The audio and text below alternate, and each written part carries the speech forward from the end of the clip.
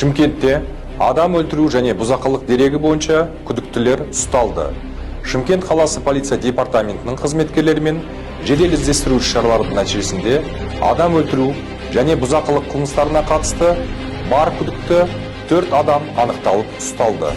Күдіктілер уақытша ұстау изоляторына қамауға алынды. Қазіргі уақытта жедел іздестіру шаралары жалғасуда.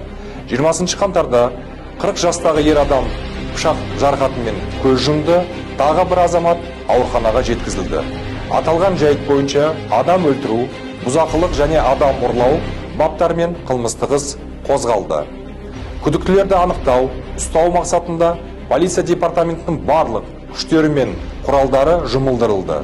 Қылмыстық іс барлық мән-жайы анықтауға бағытталған кешенді тергеу шаралары жүргізілуде.